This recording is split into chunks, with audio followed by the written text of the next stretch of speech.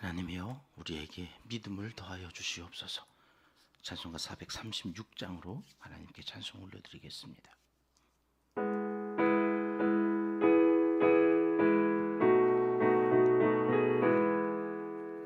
나 이제 주님의 새 생명 얻으모 옛 것은 지나고 새 사람이로다. 그 생명 내 맘에 강같이 흐르고 그 사랑 내게서 해같이 빛난다. 영생을 누리며 주 안에 살리라. 오늘도 내일도 주 함께 살리라. 주 안에 감추인 새 생명 누구니 이전에 줬던 것 이제는 값없다. 하늘의 은혜와 평화를 맛보니 찬송과 기도로 주 함께 살리라. 영생을 누리 주 안에 살리라. 오늘도 내일도 주 함께 살리라. 산천도 조목도 새 것이 되었고 죄인도 원수도 천국으로 변한다. 새 생명 얻은 자 영생을 누리니 주님을 모신 맘 새 하늘이로다.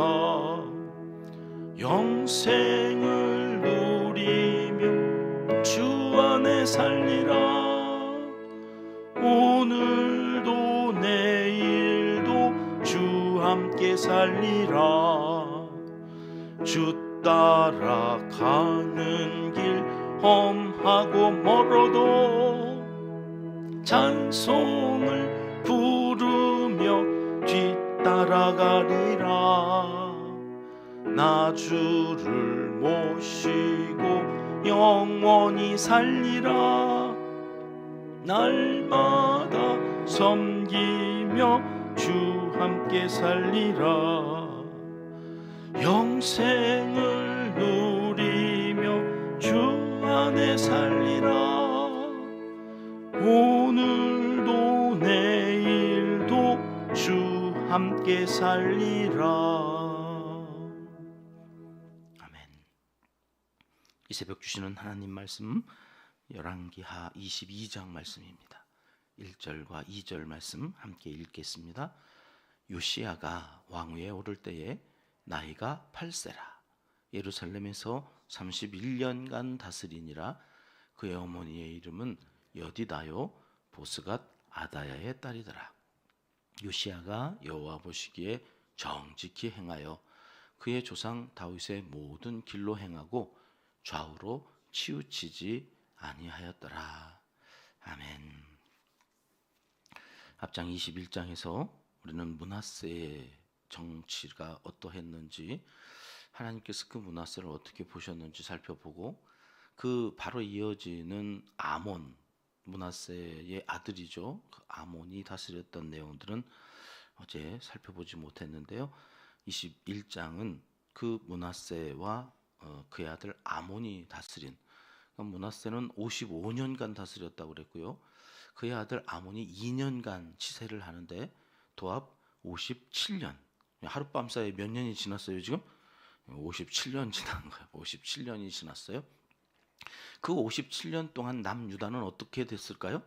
엉망진창이 됐어요. 두 왕에 의해서 얼마만큼 이 나라가 어지러워졌는가, 두 절만 살펴볼게요. 앞에 내용들로 갑니다. 5절 말씀 보여주세요. 같이 읽습니다. 또 여호와의 성전 두 마당에 하늘의 1월 성신을 위하여 제단을 쌓고, 여호와의 성전 두 마당에 1월 성신을 위한 제단을 쌓았어요.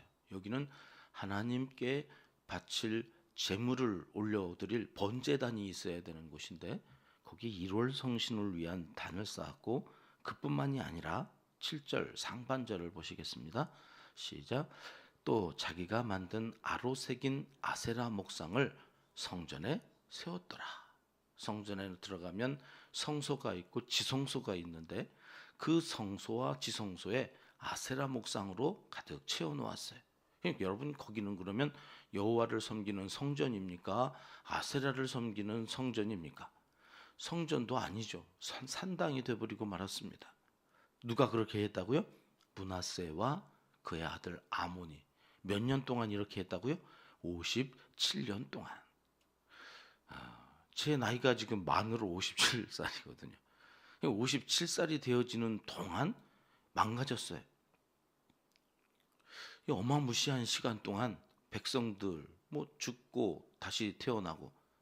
근데 태어나서 계속 보니까 성전이라고 하는 곳에 갔더니 뭐가 있어요? 성소에 지성소에 아세라 목상이 가득 채워져 있어요. 거기가 하나님을 섬기는 곳인 줄 알고 또 섬기면서 이 백성들이 지나간 거예요. 그러다가 오늘 이제 아몬이 2년 만에 죽어요. 그건 참 다행이죠. 므낫세는 55년을 사는데 그 아들 아몬은 2년 만에 이 생사화복은 하나님께서 주관하시는 건데 어제도 말씀드렸죠. 므낫세도 좀 그렇게 일찍 데려가시지. 아몬이 다행이죠. 2년 만에 죽고 그 아들 요시야가 오늘 1절에 보시면 몇 살에 왕이 됐다고요? 8살에 8살. 8살에 왕이 돼요. 앞에 이 요시야하고 되게 헷갈리는 왕 하나 있었죠. 요아스. 요아스인지 요시야인지 하여튼 책 덮으면 계속 헷갈리는. 요아스는 아달랴라고 하는 여자가 다윗의 자손을 다 죽이려고 그럴 때에 그 고모, 요아스의 고모부가 구해내죠. 1살 때. 그리고 6년간 성전에서 돌보고. 그가 왕이 몇 살 때 돼요? 7살 때. 수렴청정을 누가 해요? 그래서 고모부 제사장인 여호야다. 여러분 7살에 왕이 되니까 왕을 할 수가 없잖아요. 그러니까 여호야다 제사장이 그 옆에서 요아스를 도와줘요. 그래서 여호야다가 살아있을 동안에는 요아스가 선한 왕이 되었다. 그런 얘기 우리가 뭘 들어도 처음 듣는 것 같으십니까? 하여튼 다 옆에서 다 살펴보고 왔어요. 자, 그러면 여기 요시야도 지금 개라고 그러면 안 되죠. 그 요아스는 7살. 지금 요시야는 몇 살이요? 8살. 비슷한 나이에 왕이 돼가지고 한 일도 비슷해요. 또 요아스도 그가 한 일들 중에 가장 위대한 일이 성전을 수리한 일이었거든요. 근데 여기 오늘 22장에서 우리가 살펴볼 내일까지 요시야 왕의 이야기를 우리가 살펴볼 텐데 그가 8살에 아버지 할아버지가 57년간 망가뜨린 이 성전을 다시 정화시키고 종교와 정치, 나라를 개혁하는 일에 이 요시야 왕이 이제 앞장을 섭니다. 오늘 시간이 없어서 넘어가는데 자, 요아스 왕에게는 제사장이 있었다면 오늘 이 요시야 왕에게는 누가 있다고 이야기하느냐면 어머니 여디다가 있었다는 거예요. 여디다가 수렴청정을 했겠죠. 8살이 뭘 알아요.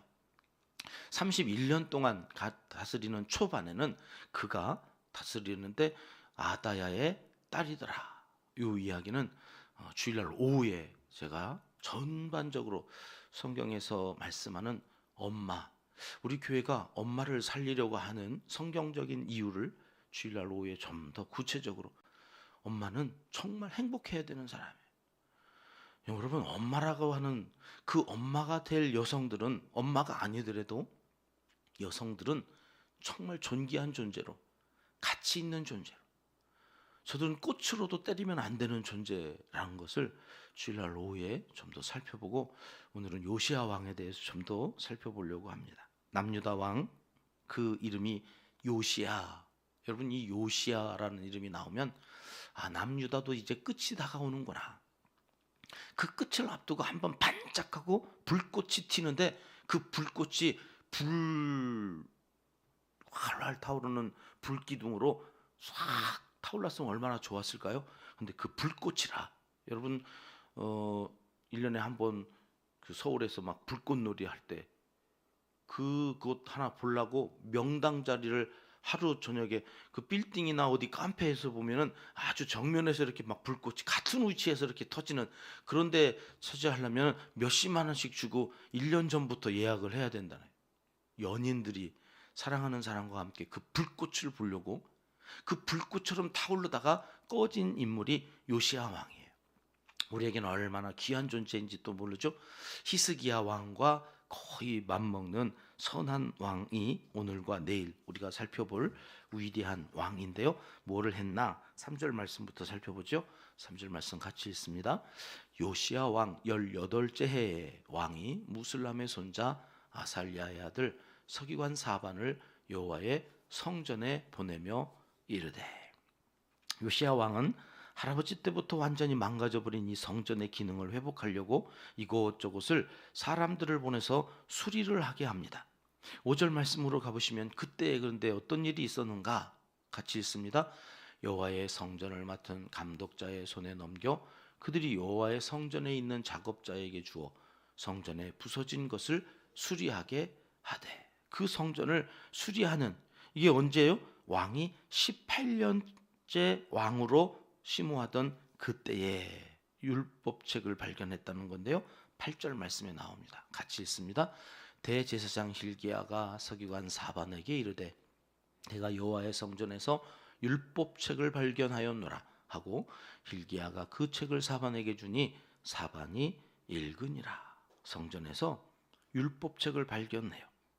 그래서 그 책을 서기관 사반에게 주어 읽게 했다는 건데요. 여러분 성전에서 율법책을 발견한 게 이게 뭐 그렇게 대단한 일이라고. 당연히 성경을 성전에서 발견하는 거죠. 아무러면 성전에서 불경을 발견하겠습니까?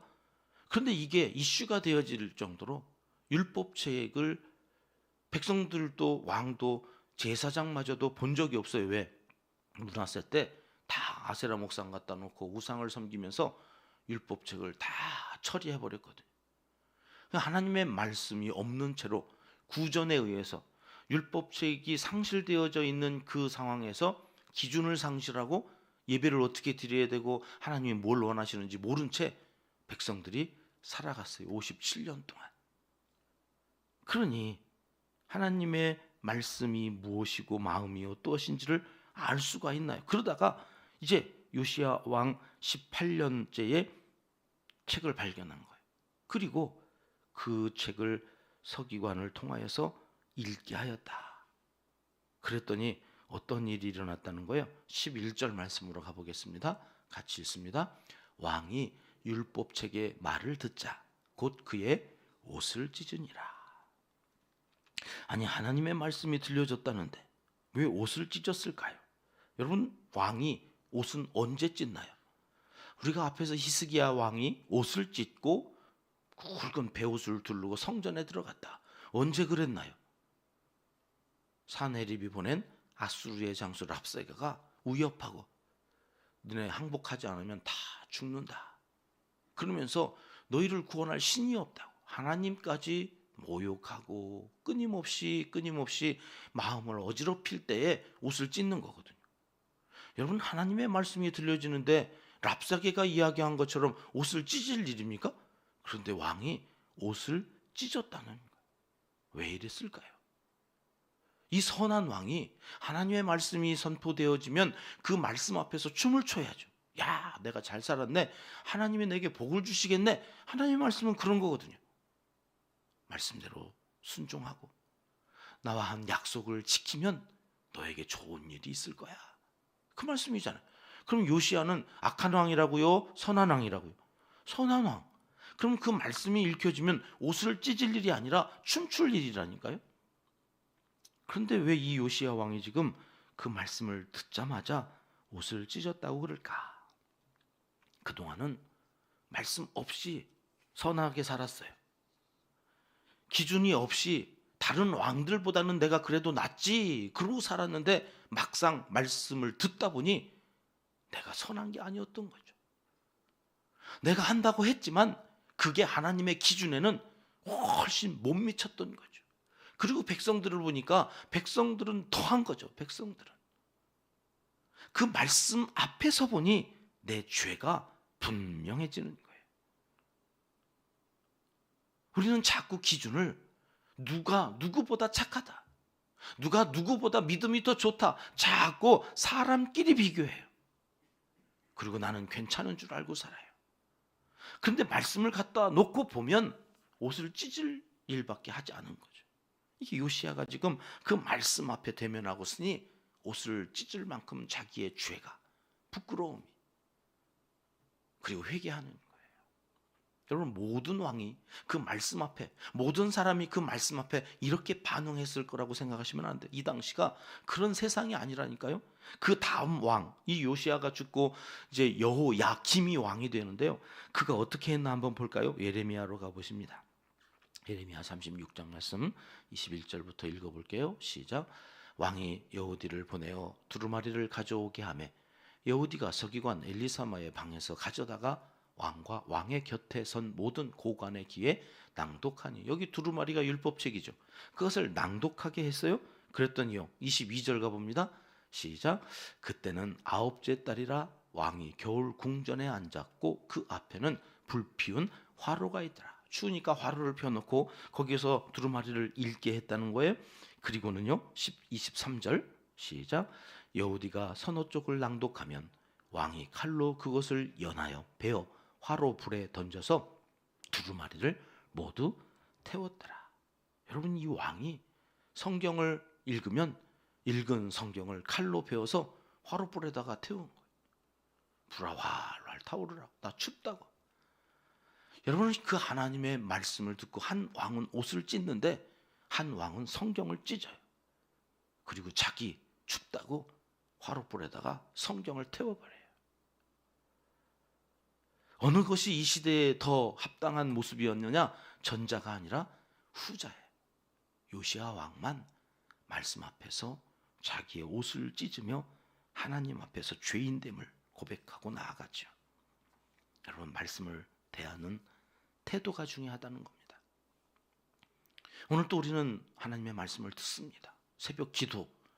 여러분, 기도하러 왔는데 기도할 시간은 안 주고 설교만 해. 점점 길어져. 뭐 설명할 게 한두 가지가 아니지. 생략하고 줄이고 끊임없이 핵심만 정리하는데도 설교가 점점 길어져. 기도할 시간이 없어.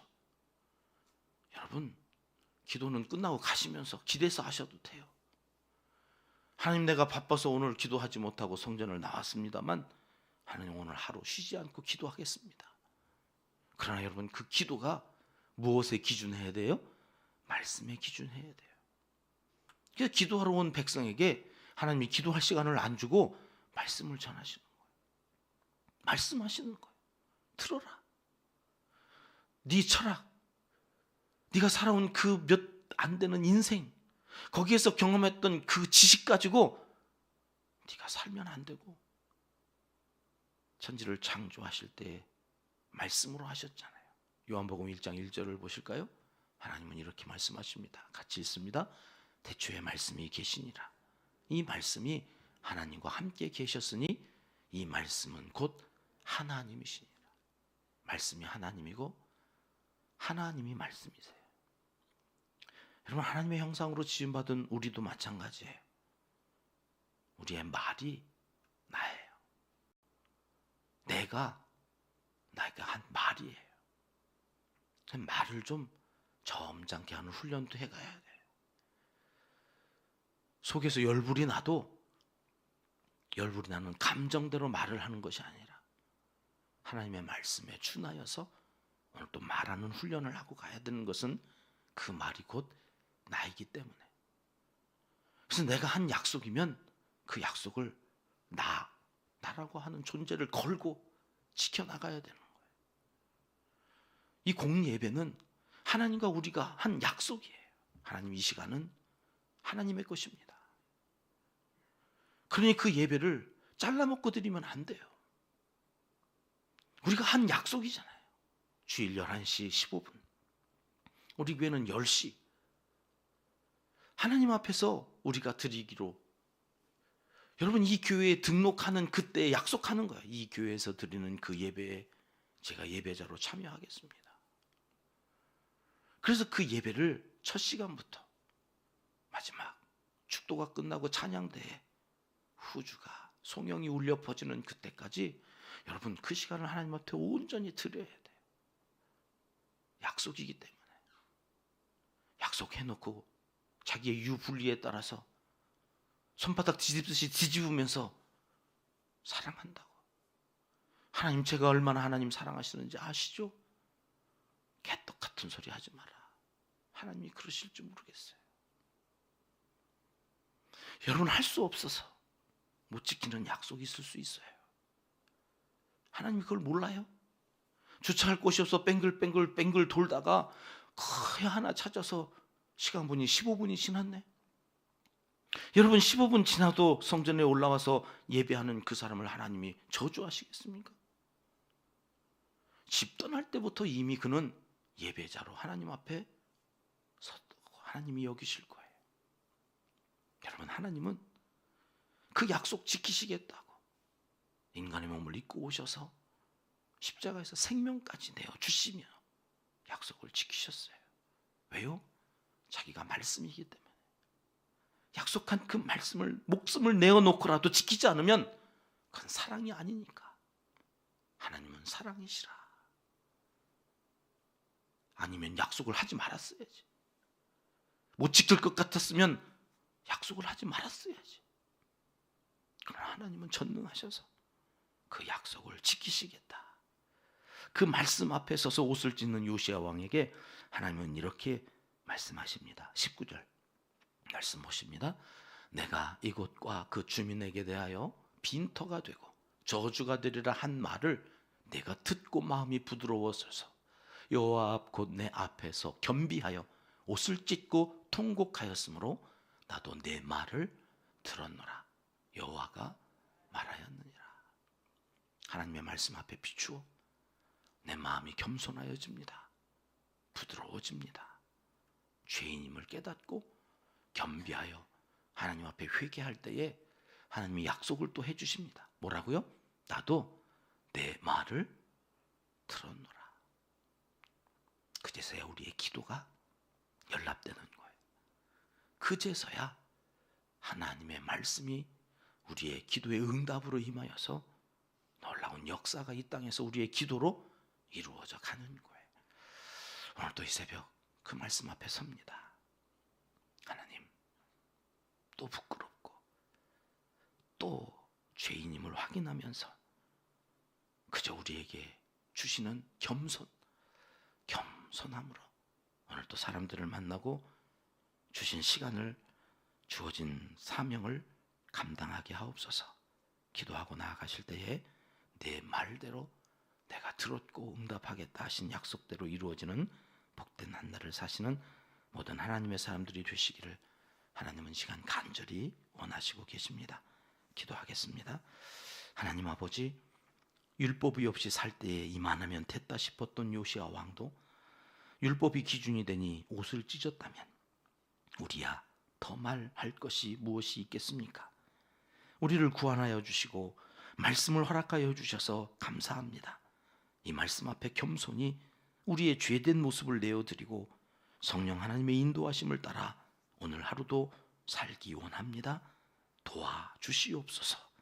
이제 못다한 기도를 주님 가르쳐 주신 기도로 아뢰오니 하늘에 계신 우리 아버지, 아버지의 이름을 거룩하게 하시며 아버지의 나라가 오게 하시며 아버지의 뜻이 하늘에서와 같이 땅에서도 이루어지게 하소서.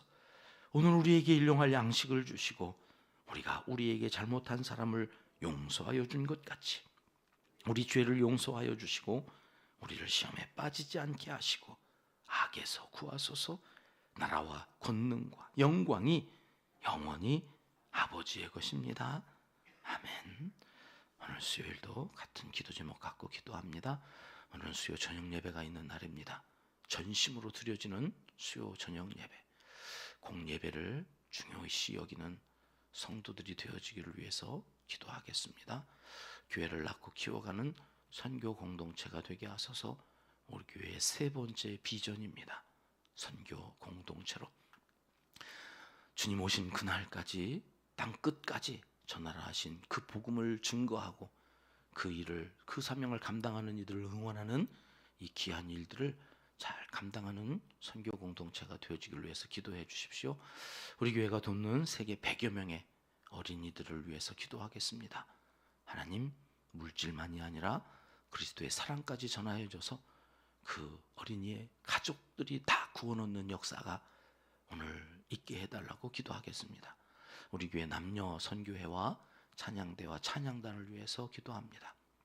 사역을 돕고 예배를 돕는 두 선교회와 찬양대, 찬양단을 모든 수고하는 이들을 기억하여 달라고 기도하겠습니다. 선교사님 농촌교회, 개척교회 어제 기도해 주셔서 원정교회 잘 다녀왔습니다. 우리가 행하는 모든 일들로 하나님 영광 받으시고 사역자들이 힘을 잃지 않도록 도와달라고 기도하겠습니다. 환우들을 위해서 기도합니다. 어제 우연히 은행에 갔다가 유명숙 집사님 그 딸 유현이를 뵀는데 얼마나 반가워하든지 남편 옆에서 병간호 하느라고 성전에 못 올라오시다가 목사를 우연히 은행에서 만나더니 하나님을 보는 것처럼 반가워하세요.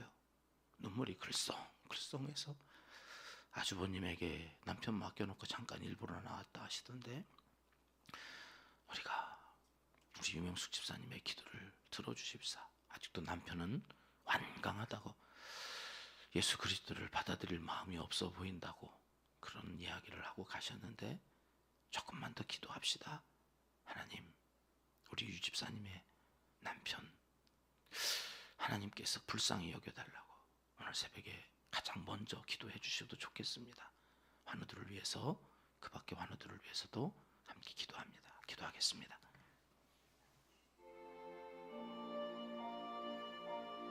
참 좋으신